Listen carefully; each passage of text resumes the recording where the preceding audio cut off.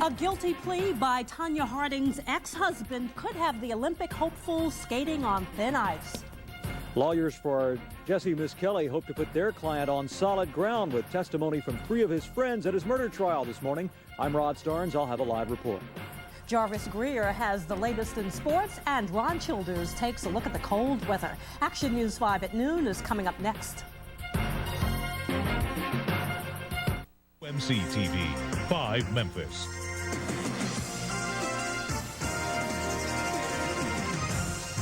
Now, live from the Mid-South's news leader, this is Action News 5 at noon.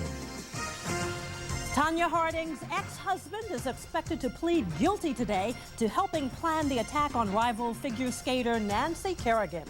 Good afternoon, I'm Jane Segal. Tonya Harding's ex-husband will tell a Portland judge today he is guilty of engineering the January attack on skater Nancy Kerrigan. Here's Linda Joyce from Portland. Hearing some very damaging statements against Tonya Harding and her alleged involvement in the attack on Nancy Kerrigan today.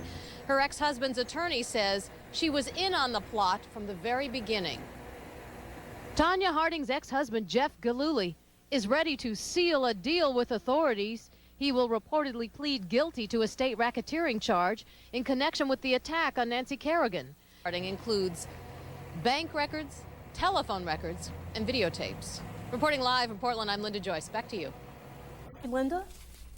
Profits from a potential book deal have defense attorneys calling foul in the case of a Federal Express pilot accused of murdering his wife. Attorneys for Michael Mullins question prosecutors about potential money their star witness may receive for her testimony. Continue to tell their side of the story. Rod Starnes joins us now live from Clay County Courthouse in Corning, Arkansas, with more on the testimony. Rod? Jane, 3 of Misskelley's friends told the jury that he was in another county on the night in question.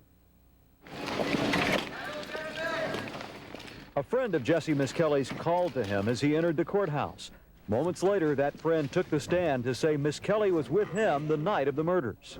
The Panola County Sheriff says the jury has in no way been tainted. Judge Breland ruled further investigation into its origin were moot since it did not involve jurors. Prosecutors resumed calling witnesses today in Jackson, Mississippi for the 3rd trial of Beckwith and the death of NAACP leader Medgar Evers.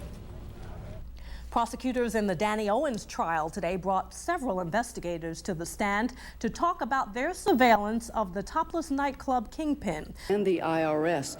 The agents had done surveillance in Danny Owens' topless clubs. They were watching the video poker machines to see if anyone was paid off. If that happened, it would be gambling and would be illegal.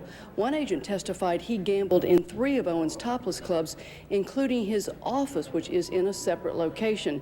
First weather to tell us just how cold it is. Hi, Ron. Hi, Jane. Thank you very much. Boy, I tell you what, it has been chilly across the Mid-South. As a matter of fact, this morning, 22 degrees, the low here in the city. Areas like Dyersburg were a little chillier than that, right around 19 to 18 degrees. And a little further north into northeastern Arkansas, it's cold there as well in the mid to upper teens. Now, taking a look around the area, 11 o'clock, things were warming up into the 30s for most of the area, with the exception of Jackson and Dyersburg. They were still in the upper 20s, but they'll probably crack that 30-degree mark before. For health care reform, straight to the American Hospital Association today. And if you sprain your ankle, do you need an X-ray or should you stay home? Dr. Bob Lanier has your answer coming up. Don't go away.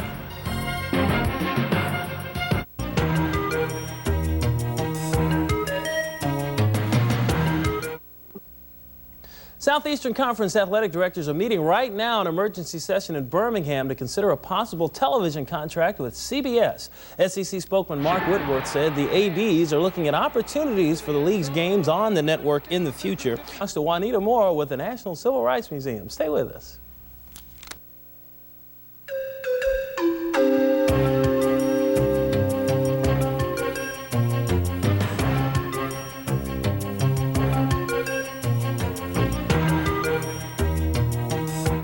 Director of the museum, thanks for being here. Thank you for the invitation. The play is called Ain't Got long to stay. What is that about? Well, it's a wonderful play. It's about the life of Dr. Martin Luther King, and the play is traveling across the country. In fact, it's touring 40 cities.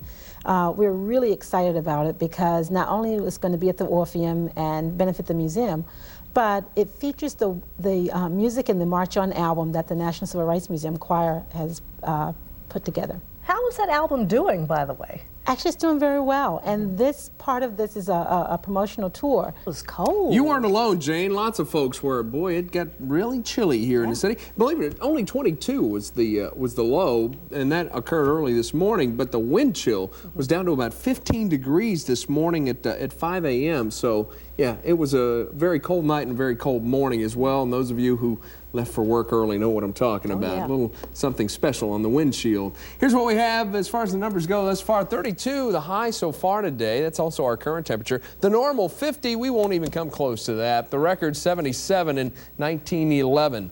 Days. Highs in the mid to upper 40s. Overnight lows still rather icy, though, right around the upper teens, low 20s until we get into the upper 20s on Saturday night. Still Getting below better. freezing. We're 49 getting closer. on Sunday. And there is one little ray of hope. Spring begins on March the 20th, so it's not that far away. Only a month away. All right. Yeah. Thank you, Rod. The sky was the limit for some high-flying skydivers in Malaysia today. Thanks for watching. Days of Our Lives is next.